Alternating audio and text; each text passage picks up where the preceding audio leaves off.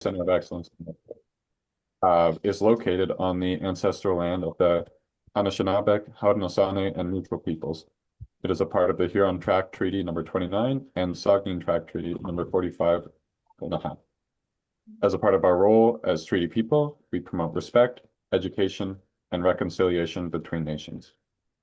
As a brief acknowledgement, the views and opinions of many of our speakers in this webinar do not always reflect Gateway's, but we believe in providing a platform for meaningful discussion.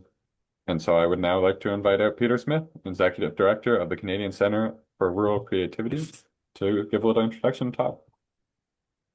Thanks a lot, Nyden, and thank you, Sage and Jay and Gateway, and hello, everybody. I want to thank Gwen and Sage and all at Gateway for allowing me a little time with you all. But I want to do a little Gateway gushing before I embark. For me, Gateway is an incredible story, and how it got started, how it evolved, and how it is constantly becoming has inspired not just me, but a lot of you, I think, and many, many others.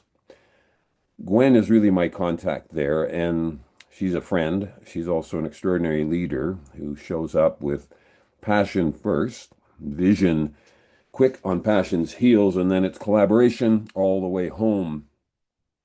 The Gateway Project is one to emulate in rural Canada, and I ballyhoo it any time that I can. And as they say in Newfoundland, it's some good, and it's certainly that. Well, today I'm going to talk to you a bit about the Center for Rural Creativity, a bit about the projects we've been working on, where we're heading. And I've always felt a kinship to Gateway as a sister organization. Because of Gwen, she's come to all our Rural Talks to Rural conferences. She's presented. She has been involved in podcasts at our end, but also what Gateway represents in rural Canada, the idea of bringing art and science and local knowledge together to create some pretty interesting research that is then disseminated across the rural communities, not just in Canada, but elsewhere. So anyway, an inspiration is Gateway to me and always will be. Now, we will be talking about creativity and some water.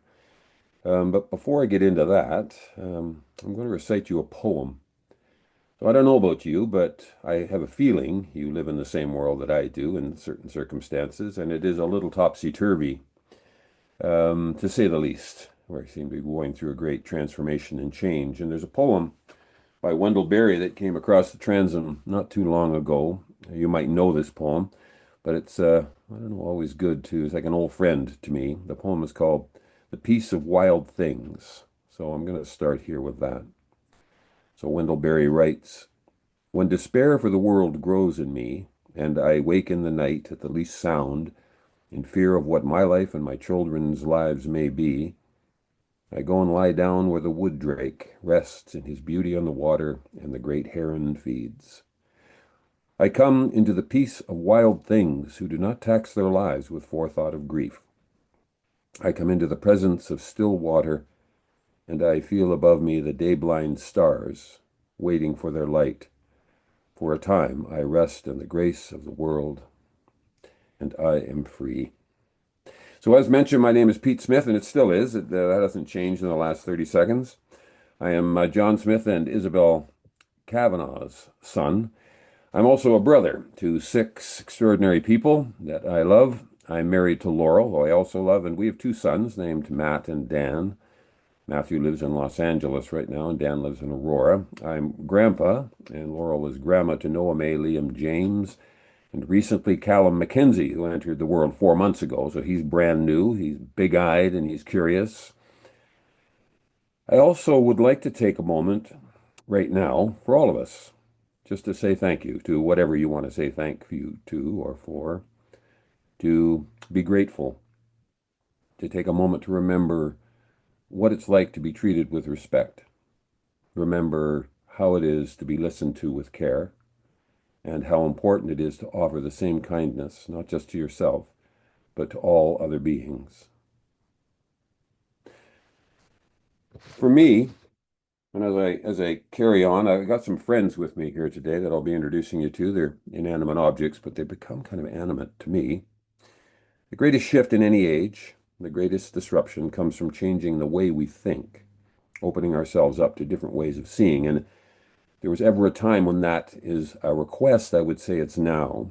Different ways of seeing creativity and imagination, collaboration, Gateway being a perfect example, combined with listening. As my father said to me more often than I can remember, you have two of these and one of these. So listen twice as much as you speak. Critical thinking as well, and it can lead us to higher ground in these turbulent times. For me, I've been involved in the telling of stories. That's what I have to offer in many different mediums, in many different milieus. I've worked in collaboration to produce conferences, theater projects. I once co-produced a dinner for 1,419 people on a highway. I co-produced a 310-kilometer long play not too long ago. I've written in movies and television. I've delivered keynote addresses. I've worked with businesses and government agencies, not-for-profits, and academic partners. But through it all, the one thing that keeps me ticking is maintaining curiosity and also being open to learn every day. Keeps us active and hopefully keeps us humble. Having founded the Canadian Centre for Rural Creativity in 2014 while artistic director of the Blythe Festival, an amazing institution all on its own, it has grown from an idea to an independent research centre and an environment for rural experiment. And this is where really the linkage to Gateway and me ballyhooing it. It's not just ballyhooing. It's actually what is the popular mechanics? What is the story, the journey of Gateway as an example to other rural communities? When I get in to talk about Rural Talks to Rural, the foundational stone for that is sharing an idea that is working in one place that can be adapted or adopted in another place. And I'll get into that a little bit later. So we've grown into this research center. We work toward building a strong rural voice, which is important, offering creative solutions while contributing to a sustainable world in the 21st century. Now, that's what's written on the back of the box, but we do strive to do those things. And before I get into the two projects, I want to talk to you a little bit about time and about stories. So for me, time goes forward. That's what we're told anyway, but it also dances and it plays and it moves and it jitterbug and moves in a waltz and it goes back and forth and up and down depending on the time of day. I wonder if you've ever experienced the thin places where the veil is oh so thin, the place where the divine enters our here and now, be it natural or sacred or a personal space or stories along the way. Thin places evoke awe, wonder to something beyond our head down every day. Stories are held, stories are remembered, and stories get forgotten. There's no one way to tell them or remember them. There's no one way to hear, to listen to what they have to say, or fully understand how they've been pieced together. Best to go with the flow. Move with the voice of the river as you go. The stories weave are a thick field of water grass, are etched quietly into stones. They are on the air and in the heron calls. They are in the stars, and they speak to our connection to all. There's somebody that I've been introduced to by Al Lozon. I don't know if Al's on the call tonight or today. Al is an amazing, wise fellow. His name is Ben Okri, and Ben says this about stories, that they are ubiquitous as water or air and as essential. There is not a single person who is not touched by the silent presence of stories. So, what's our story? What's your story? What's the story that we're building together? And certainly right now, stories are coming apart. So, what are we thinking about on the other side of that? A people are as healthy and confident as the stories they tell themselves. That's Ben Okri. Great leaders understand the power of stories that they project to their people. They understand that stories can change in age. They can turn an era around. Stories are the secret reservoir of values. Change your story and you might possibly change your life. The universe began as a story. For me, there are three stories in all my investigations and all my inquiries and all my in rooms with people weaving and bending and chasing down a tale. The first is experience, what we're going through right now. The second is the relating of that experience to another, whatever you get from this yak, whatever you offer them, that's the sharing of the experience. And then the third is the moment we receive the story back from the other side of the world. And for me, that's where the weave comes in. that we are really one great, great story. When we started telling stories, we gave our lives new dimension, the dimension of meaning and apprehension and comprehension. We are storytelling beings. Without stories, we'd go mad, I think. Life would lose its moorings, or we'd lose orientation. Even in silence, we are living out stories. We breathe them.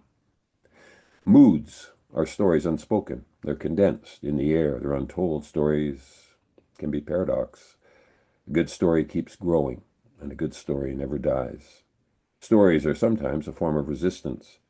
While politics is the art of the possible, I believe creativity is the art of the impossible. I don't know if you know Doris Lessing. If you don't, pick up a book by her. She's an amazing person. She said this: whatever you're meant to do it now. The conditions are always impossible. And if there's ever a quote that I use, that one makes the most sense. And now that leads me into the first project that I want to talk to you about, the Voice of the River, the Grand River Community Play Project. It falls under the Doris Lessing banner. It was something that I and many others worked on over the past 3 years, and something that culminated in a most extraordinary grand tour this past summer.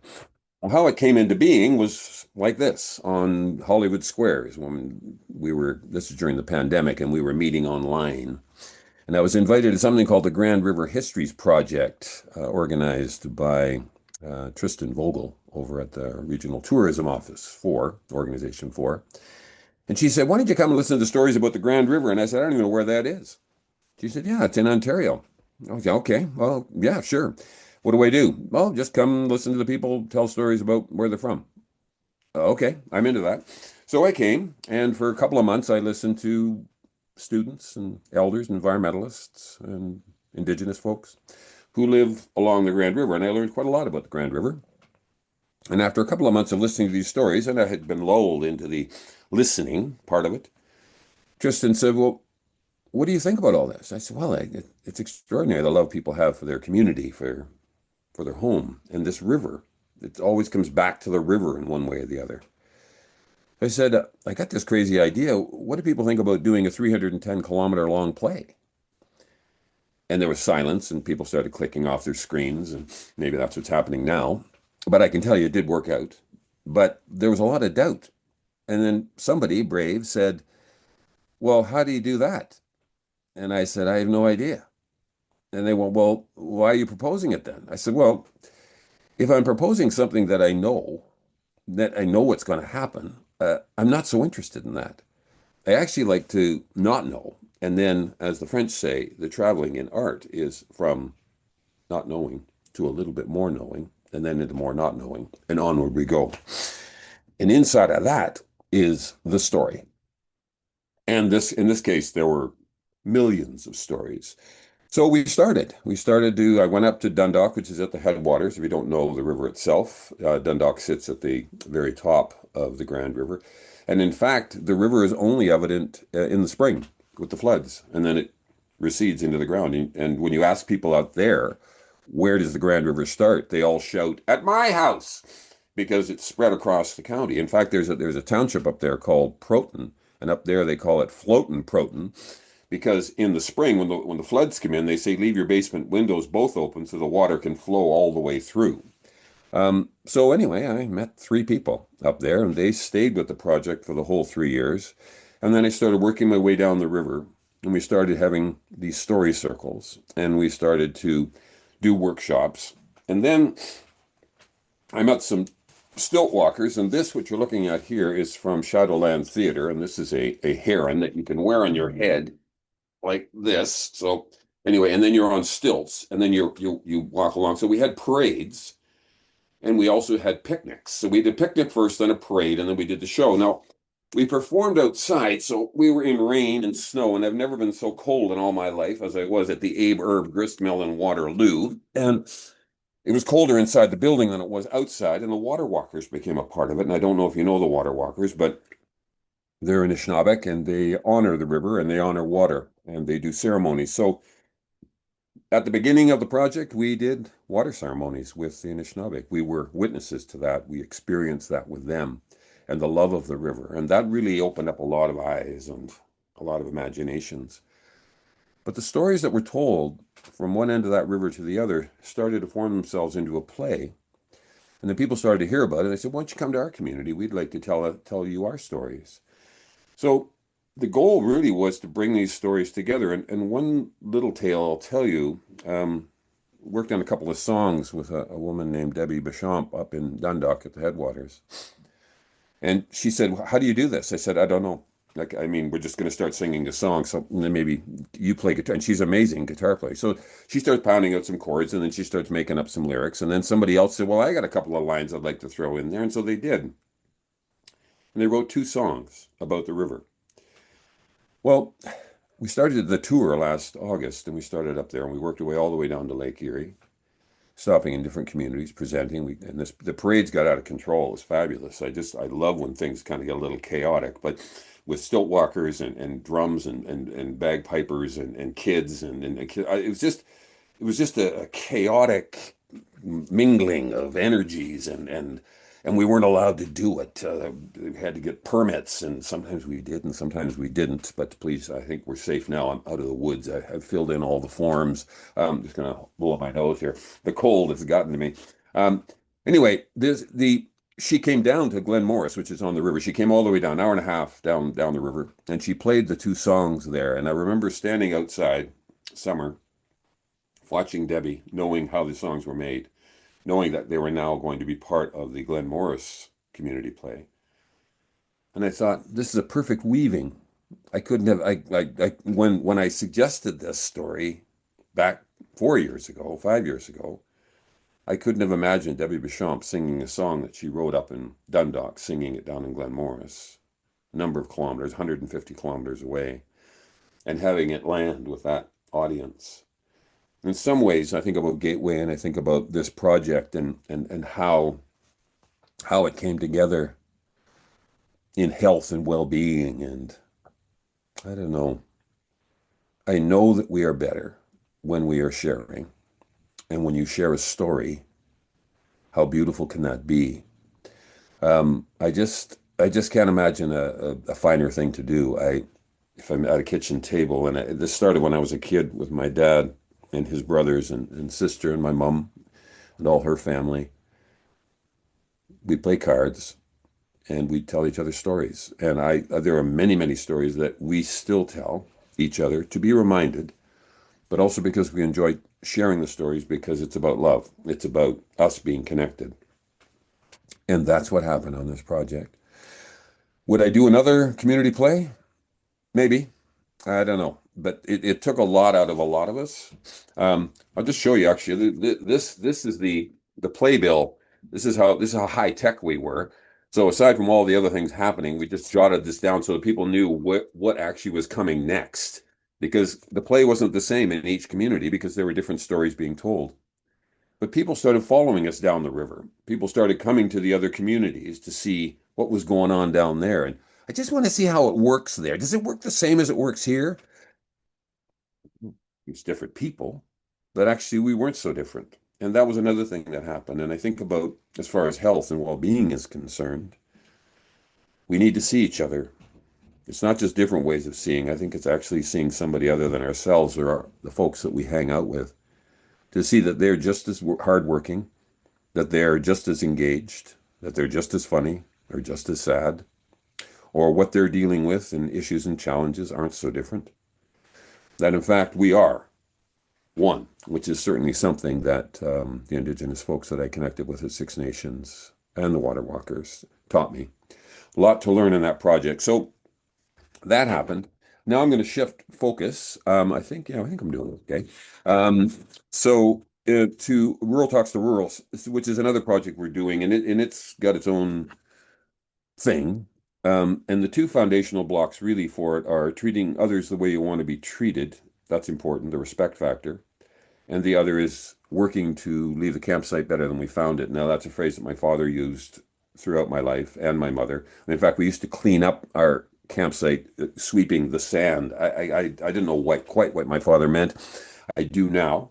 And there's another quote that I'll lay on you. It might have come from Wendell Berry, and it might have come from someone else, but it's attributed to him sometimes. That we didn't so much inherit the earth from our ancestors, but we're borrowing it from our children.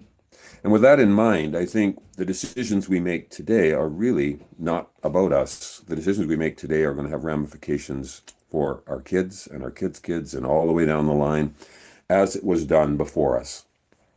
So for me, Ardoir fits in that kind of mold.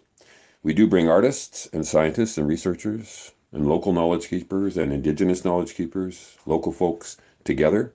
Gateway has been at every Ardoir, and they're actually going to be at Shore to Shore. So last year, or in 2024, a group came from Newfoundland to Ardoir to present. So we bring people in from other parts of the world, whether from the States, and we brought them in from Europe and across Canada.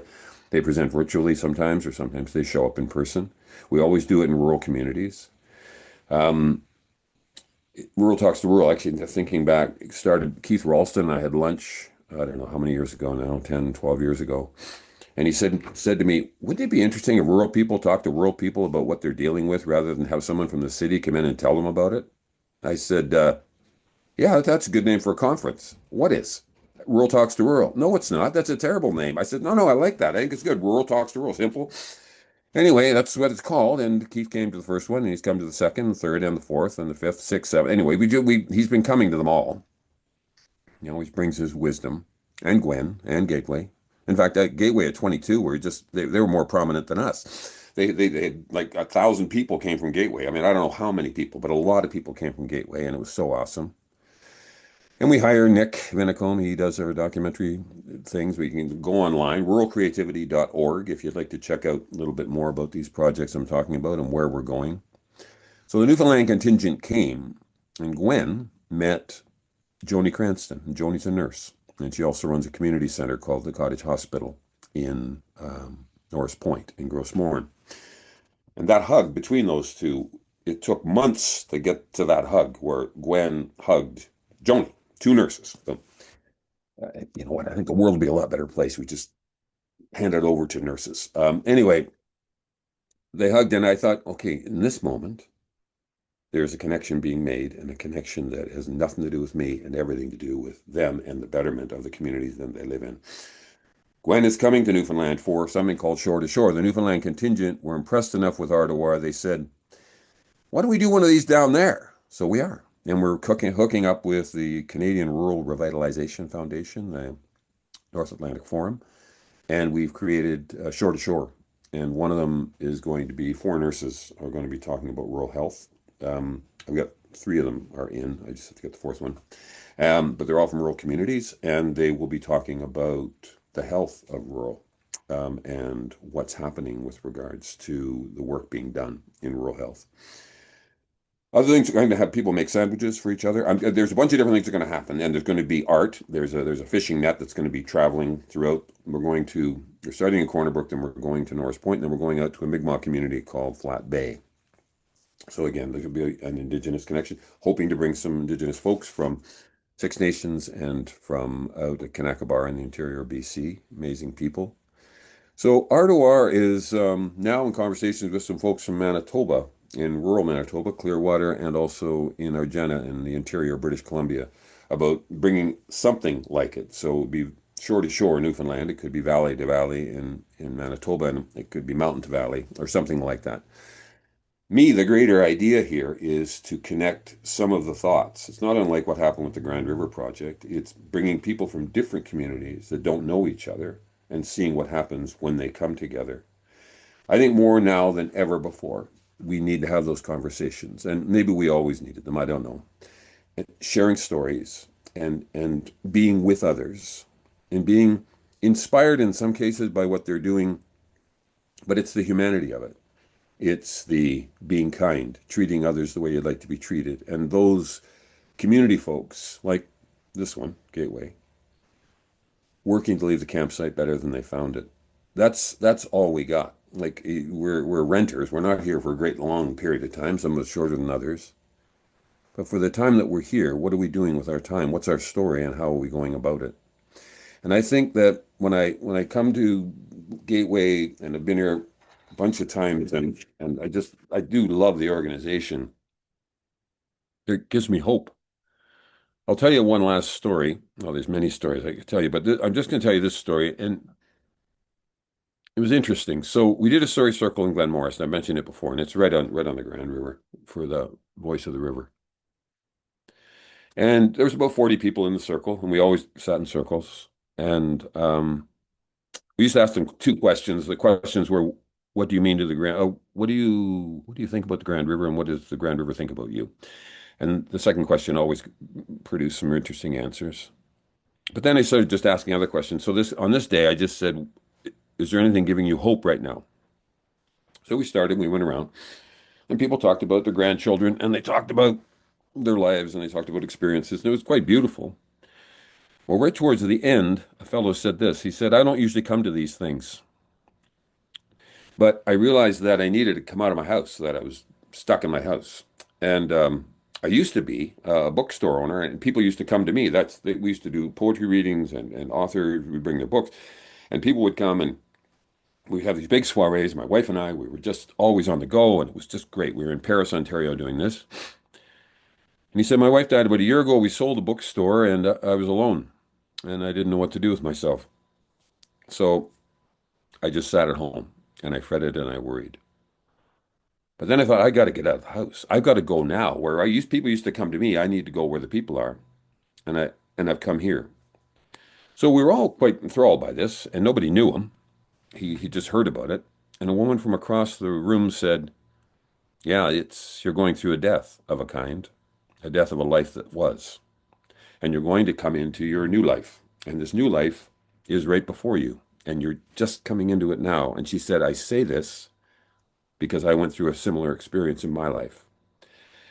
And the whole room, it was like quiet because this was an exchange between two people who didn't know each other in a very public forum that was quite intimate, private almost. And he looked up at her and he had these tears in his eyes and he said, "Thank you. I've never heard it put quite like that." That's the reason to tell a story. So I'm going to end it there. And I thank everybody again, Sage and Jay and Nyden. If you have any questions, I'm sure grateful to answer them. I hope you're doing all right wherever you are. But I'll stop my little yammer here, and I think we're going to have a bit of a Q&A. But yeah, thanks so much for lending a little bit of your time, which is important, to my time.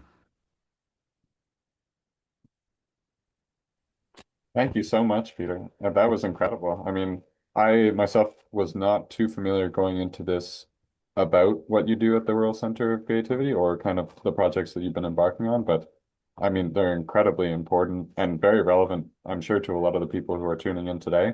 Um, just the idea of that connection, that importance of having connection. Everyone's got their stories, and you're not, even though you might feel like you're isolated, you're in your own little bubble. There's just this network and this community that all comes together. And I mean, it's really inspiring, honestly. And it's cool to hear how that the river project started off just kind of you were made aware of the Grand River and then suddenly turned into a 310-kilometer play and communities joining in, difference in every place. So I really applaud you for that. That's incredibly beneficial. Um, I've got a little question here. I know, as you mentioned, anyone from the audience is more than welcome to put their question in the Q&A, and I will pass it along to Peter. Um, but we have a couple here as well, and I've had a few as I was listening along. Um, so to more so focus on the idea of health, um, we have a little quote here. So the World Health Organization defines health as a state of complete physical, mental, and social well-being, and not merely the absence of disease or infirmity. So really taking a broad sense on the idea of health. Hmm. And I kind of was hoping you'd be able to dive a little deeper. I know you already touched on it quite a bit, but how the projects from your Canadian Center for Rural Creativity really dive into this, not just the connections they create, but focus and embrace that broad definition of health. Hmm. Yeah, thanks. I mean, there are a lot greater minds than mine that would be able to take that on, and certainly the UN quote about a kind of holistic health overall. But actually, a fellow that I don't think I mentioned his name, but he's an elder from Kanakabar out near Lytton. Um, his name is Patrick Michel, and we're hoping to get him to Newfoundland. He's an environmentalist. He's remarkable. He was chief of the Kanakabar band Yeah. during the Lytton fire. And he said this in Artois 22, and I know Sage is on this call, and she would have heard him. Patrick is a reverend, and he's very, very funny, but he's also committed to his community and to his family. And he said this, and in fact, I bring this thing up as it pertains, I think, to that UN quote that you just offered. He said, "What are you doing with your life?" He asked me this one time. I said, "Well, I don't know. Just carrying on. I get up. The experiment continues. I do love a cup of coffee." He said, "No, no, no, no. Stop, Tom." He said, "How's your health?" I said, "Well, I go for walks. I try and drink water. I'm doing okay." He said, "Look, all right. Whatever that means to you, you got to make sure you're all right. And if that happens, have a look around the kitchen where you're sitting, if you happen to be sitting in a kitchen, and how are those people doing? Your family, how are they? Can you lend a hand with your own health? Not coming at them from a point of weakness, but in fact coming from some strength. Yeah. Can you support or help them?" And he said, then after that's okay, or you're working on that, take a step outside and look at your community and how can you assist or support or be involved with your community in a healthy way. And he said, at that time, you'll be 85 years old and ready to die. So make sure that you're okay, your family's okay, and your community's okay. In some ways, and when he says okay, I mean, that's just, the UN, looking at it from like a little bit more of a holistic point of view. I think that's true. I really do. I think what Patrick is talking about is true. I think the commitment, like the quote from Barry, the idea of we didn't inherit the earth from our ancestors so much as we're borrowing it from our children. All of these things, these wisdoms, these thoughts that come by in anyone's life, and I'm sure there's lots of people out there with a lot more to say about it than I just offered. Take care. Yeah. Take care. And I think inside of that is take care of yourself and take care then of your family and allow them to take care of you if you're not doing well. And then also the same way, and then out into the community. And then at that point, I guess that's a life well lived. If you're able to offer the best of yourself, your shiny self, to your family and to your community. I mean, it doesn't always work out, but No. it's a nice thing to reach for. And I think with regards to what the UN are talking about, there's so many issues and challenges, but it's great to have a star to to try and reach. Yeah. That's very insightful. Yeah, it really is. That makes me think of even just in my public health courses at university or a couple of psychology courses as well. It really was just the multi-level approach to influences on your health and yourself and kind of there's you and then your interpersonal relationships, your community, the area around you, um, and really just trying to make sure you focus on yourself and those around you and keeping all those layers healthy so that you can continue to improve yourself and how your own well-being, how you're feeling. But it's really important. Um, Well, I there's a poet, Michael Cook. He's from Newfoundland. He's no longer with us. yeah, He said, "Some people are born in their homes, and others have to go out and find it." yeah, And I've thought about that quote because some people, like my Uncle Clarence, he never left the farm in Utopia. He said there was more than enough life in the soil right outside his front door than that would take up more than three of his lifetimes if he had that many. But yeah, for others, they kind of travel. They do a bit more traveling. So that's where I kind of think we get into the kind of the one planet thing. That we're one great organism, whether we're part mushroom, part tree, part giraffe. Um, that yeah, the health of our planet, and then we haven't talked climate change or what's been going on. I'm looking out at a bit of a snow blizzard right now. I don't know if you've got yeah. snow happening. We just Um, cleared up over here. oh, did you? Oh, yeah. We think we're getting the residue from you. Anyway, I think that yeah, I think as far as home is concerned, what is home? And for me, it's I've been on the road for most of my adult life. I left home when I was 17, and I've really just been traveling since. But in some ways, I've come to appreciate the fact that I'm always in my home, one way or Yeah. the other. How did you, so you really kind of left young and just went and explored the world. What kind of led you to where you are now? Like what guided you into wanting to take this rural focused, community focused approach to life? Where Yeah. did this start?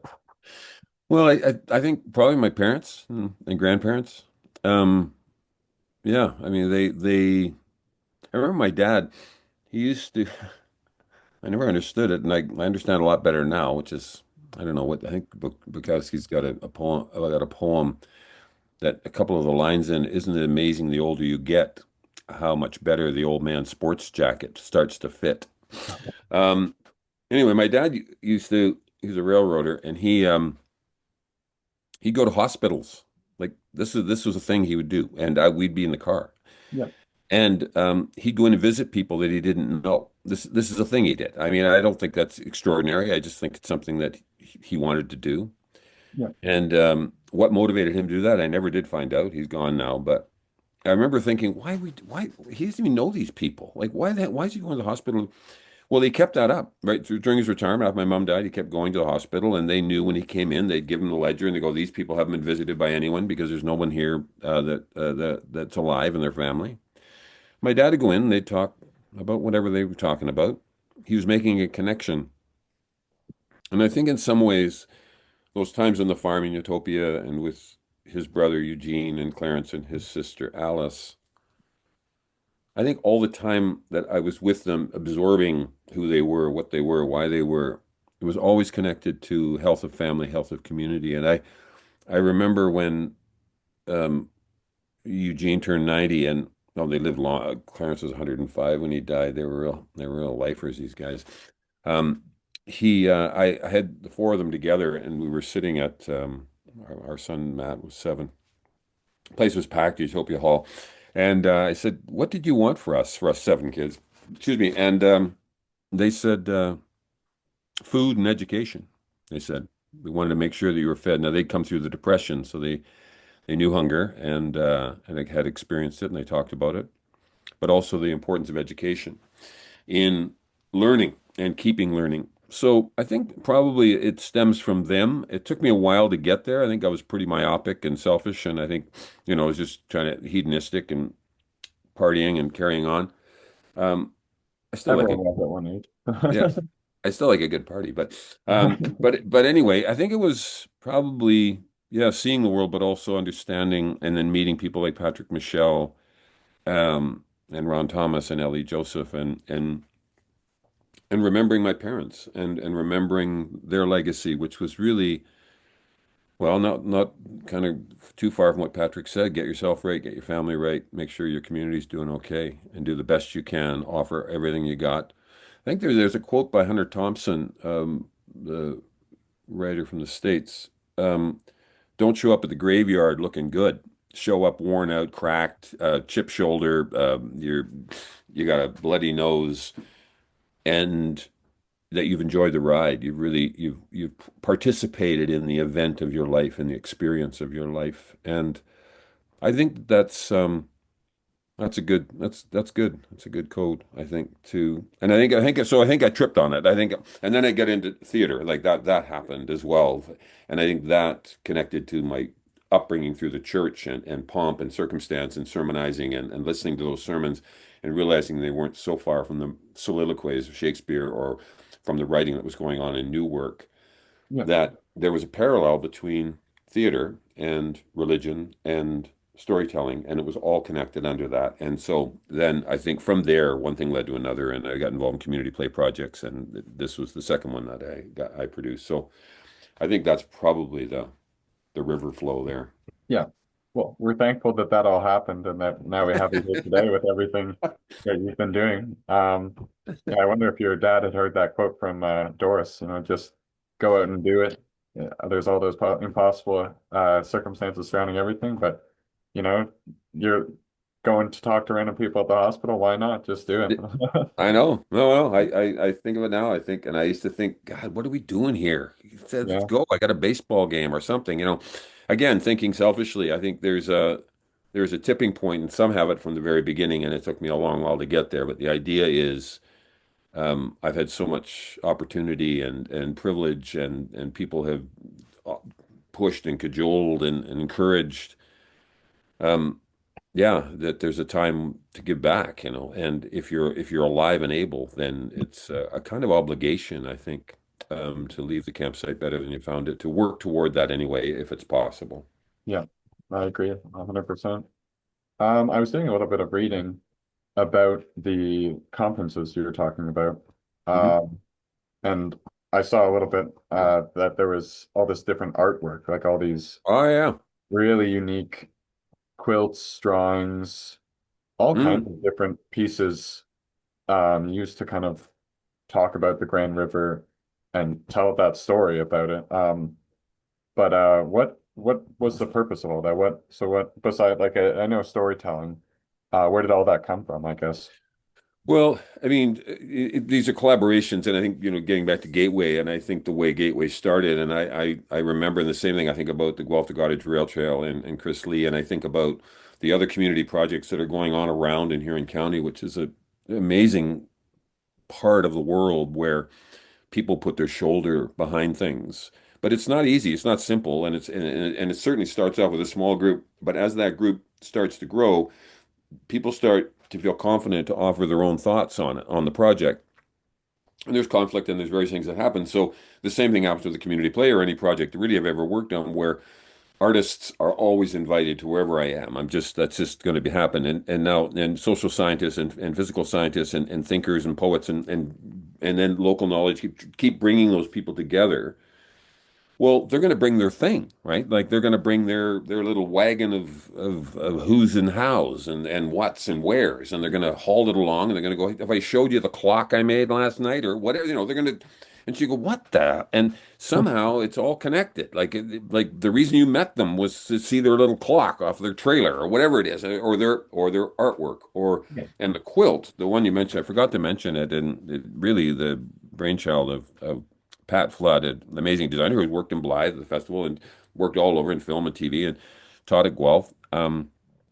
She and a woman named Sharon Gashgarian from Brantford, they came together, and the idea behind the quilt, I'll just talk about that, about the art project, and I didn't mention it. In fact, it's going on the road again. We're still working on it, and I think I mentioned it at the very beginning of the yak here today. Um, each quilt square is made by a different person, and each quilt square we had them write out a story as to what the significance of that is, and so we're going to perform those stories, and we're going to have the quilt went with us on the tour last summer, and we started thinking we'd get 8 or 9. We've got over 75 now, and the quilt is now, and we can put it in different shapes. So we're going to put it in the shape of the river this time around, and Yeah. it comes from everywhere along that river. So each quilt square has a background that's orange or yellow or blue or green, and it represents a part of the river where that quilt square came from. So the quilt project really is an art project. It's a community project. It's a project of stories. It's a project that people can get by, and you cannot know how to do it. Like they'll teach you, and then there are professionals who come in and they just do amazing things. If people really check out the quilt, you can see some of the images at ruralcreativity.org. Just go to the quilt and have a big drink of what that is. But it's really connecting all the things we're talking about in its art. And I will now jump to the two row on the Grand, which I haven't talked about either. So the two row on the Grand, if you don't know about it, it's the co-founded by Jay Bailey and Ellie Joseph, who's a Mohawk turtle clan from Six Nations. And that is a wampum belt that's 400 years old. Now, that belt is purple and white, made from stones in the river, and it was given by the Mohawks to the Dutch in 1608 or 10. And it was given to them because the Mohawk thought the Dutch aren't quite getting us. Like they seem to they're not really understanding who we are, what we are, why we are. So they gave them this wampum belt, and the belt was representative of the two rows, and the one row had the ship of the Dutch in one row, and then the other row was the canoe of the indigenous people for all of time. And the idea was that they were close enough they could hear each other if they needed help and they could go over and help. But then they go back to their row. And the idea was that they would not interfere with their culture, their politics, their ceremony, their language, which in fact went out the bloody window. But anyway, that was the idea behind the wampum belt. Well, Ellie went on with Jay on a paddle in 2013, I think, down the Hudson down to New York, and they went and gave the wampum belt to the Dutch embassy again, and there were 250 people that paddled in two rows. So there were cousins or settlers and indigenous people in the other, and they camped out each night. They came back to Canada and they said, "Why don't we do one here?" So they've started. They're going into their 11th or 12th year this year, and I've been on three of them.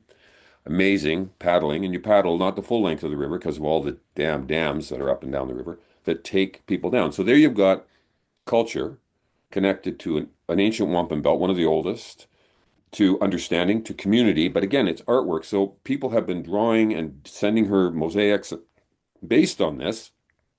We brought all of that, the quilt, the two row and the grand art, and we put it up on the walls of the Art Gallery in Blythe at Rural Talks to Rural 2024 in Blythe, Ontario. And it drew a lot of, like, we always try and have art as a part of the project. In a way, it causes you to think differently, get unstuck from a way of thinking and start going, like I said, when the person pulled the wagon up and they got the clock, and you go, I would never have thought that, or I've never imagined that, or how does that work, or what? And then, but it's all within your community. Don't think of your community as a border, like something with it only goes to here, and after that, it is this. We all come from the same egg, and I think in some capacity that art and creativity is the best of us, because you'll find, I think, and maybe you do this, and I don't know, there may be folks that are out there. When you start, as Joni Cranston from Newfoundland says, can we get our brains into our hands? What she means is, can we start to make something, start to create something? Soup, make a bowl of soup for your family, taking care back to Patrick Michelle, take care of the ones you love, and then others, the ones you don't know. And it's this notion of your brains in your hands, so you're not getting in your own way here, and you're with your hands and you're making a quilt square, or you're making a bowl of soup for someone else, and you're making a bowl of soup for yourself. But it's this notion of creation and creativity that just excites the hell out of me. And then there's always a story attached to it. There, and it can be done in a whistle, it can be done in a song, it can be done in a heron head, like this is from Shadowland Theater. And it's beautiful. Like I already put it on. But on stilts, this thing goes up like 12 feet. Like it's huge. And you got two of these marching down the road, along with other stilt walkers who are dressed as dragonflies and what have you. I haven't even talked about the dragonfly. But anyway, I don't know if that answers your question. I think I went off all haywire there. But anyway, that's my answer to that question, whatever it was. I I don't even remember, but I don't remember either. Sorry I about want that. one of those heron hats though. Those are Oh incredible. yeah. No, no, it's good. I don't know if I'd be able to wear that well up on stilts, but yeah, that's yeah, maybe if you want to keep that on for the audience for the rest of the um yeah, it seems like everyone should really be getting on those canoes and taking that trip Yeah. because I like the idea that the two boats are there. You can help each other if you need to, you can interact, but we don't need to be interfering. And I mean, you were right, that really just went out the window. But the it's not that the cultures should be never intermingle, but we don't need to. We shouldn't be. Nothing should have ever come of what happened with the indigenous peoples. But that's a whole No. different topic. Well, yeah, but it became a part of the fact that we use that structure a little bit for the building of the play. They're indigenous stories alongside settler stories or Yeah. cousins or whatever. So we and having participated in that, and Ellie at the very last day, August 23rd last year, we were an all day. There was a fair, a picnic, a parade, and a show, and it ended with a concert at Chiefswood Park, which is at Six Nations in Oswego, and it was awesome. And that's the way we ended. We ended there in the dark. Oh man. Oh, there's so many poems, so many stories that happened because of that project. Yeah. Yeah, if I had time, I would recite another poem by that's so beautiful, exchange between a father and son, written by somebody who presented it probably three times. Because the show changed. Like it was never the same show twice. Yeah, So different communities, different areas. different, yeah, different story. But it did all come together in this day long event. at Chiefswood Park, right on the Grand River. It's a beautiful evening over that sky above us, the sky that's snowing right now. You know, I learned that snow is, and everybody knows. I bet you I'm the only person who didn't know this. It's moisture that wraps itself around a piece of dust, and then it's chills because of the temperature. And so basically, we're getting kind of dirty water. I don't know if that's true. Anyway, Maybe it's not. If somebody out there, I'm sure there's a lot of scientists out there, and they can probably say, "Yeah, you don't know what you're talking about." I heard that. Thought it's about dust, and I'm allergic to dust, but I'm not allergic to snow, so that's a good thing. I got to do some research on that. Clearly, I'm Oh, not in in the know either. Um, yeah, we still have a bit of time. yep. I want to see. We don't have any questions per se. We do have a couple comments though from the audience. Oh, there's Paul Nickel. Hi, Paul. Yeah, Paul's got one here. You're able to see these as well, I think. Um, we got a compliment here for you. Um, what else do we have here? We do have Karen as well, thanking you here about Grand River was a part of her youth. Yeah, it Oh, really is. It's an area that people don't know about either, because I grew up in Waterloo and the Grand River is right there going through those Tri-Cities, but it's not something I explored and I didn't know. I wish I had known that the play was going on. I would have certainly liked to enjoy that, but maybe you'll change your mind about doing another one in the yeah. I don't know. Paul Nickel. Thanks, Paul, and thank you as well. There are a couple of comments there, but Paul, yeah, when he get a hold of you, I have great. I don't. Do you know Paul? You probably don't know. He's from Community Futures. You probably know him. Amazing fellow. And Paul, that story about the cows, I know I keep plaguing you with it. So he lives on a farm. He probably tell himself, but actually, you should put Paul on one of these things. Anyway, these Guernseys or Jerseys, I think they are. They make a butter that's worth $400 a pound or something. But they lined his fence and they look over at him. There's a whole line of them. His property fence is right on these. I think it was at a wedding they all showed up. I can't remember anyway. It's beautiful, and Paul Nickel is amazing. And that there's a guy, okay, that does community work extraordinaire quietly. Um, and really, I think that, 2 ears, one mouth. I think that's a good note for yeah. me, Paul. Yeah, no, it's good. Here's one myth, and I really enjoyed that one about taking your brain in your hands as well, because Joni. really people get in their own heads a lot, um, and you don't do things. Sometimes people just get stuck in the planning stage or the thought provocation stage, and they don't just do something. But if you put your brain in your hands and you start doing that work with your hands, you really it can just change your whole perspective on life. So I found that really insightful. Yeah, well, it's true. I mean, I encourage everybody on this call, however many folk are out there. I pick something up, pick something. There. Okay, there was a constant comment made up and down that river over the full 3.5 years of the event, and it Yeah. was this. I would ask somebody, okay, we're going to dance, or we're going to sing, we're all going to sing together, or we're going to make a song, or you're going to write a song, or like we're going to do a scene, or whatever it was. And this was a comment. I've never done anything like this before. And in some cases it was kind of said in a negative sense. And I Yeah. said, my response to it was, well, aren't you lucky?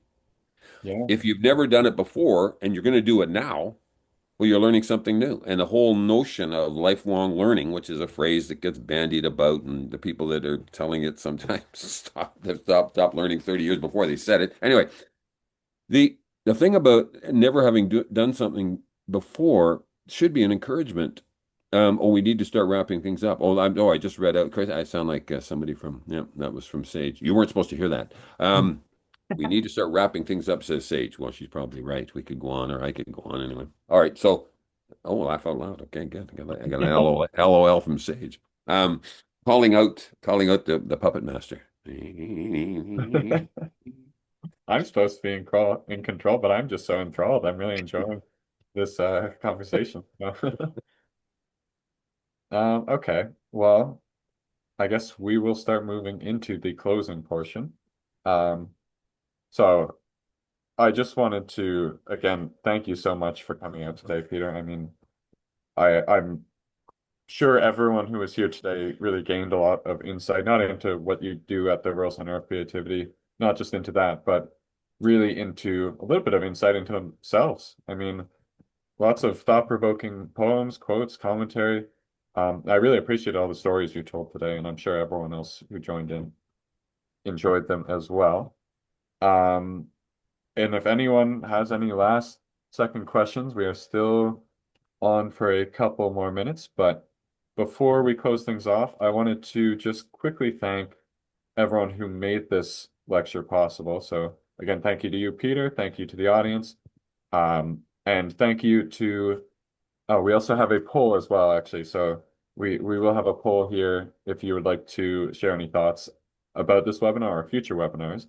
But big thank you to CIBC Wealth Management, DeJager Town Square IDA Pharmacy, Hurontel, Libro Credit Union, who we are situated right above here, Lighthouse Money Management, McEwen and Vegan Insurance, and Zehrs Goderich as well for helping provide some funding for this here. You also have a thank you coming in from Wayne as well. Oh yeah, Wayne Caldwell, another magician out there in the world. Real mastermind. Oh yes, yes, yes. So, and thank you to all the audience members for your kind commentary as well. So Gateway, we are a not-for-profit organization with charitable status, and we appreciate any support and welcome any support that we receive. If you are considering it, we do take donations as well to help us continue efforts such as the lecture series here.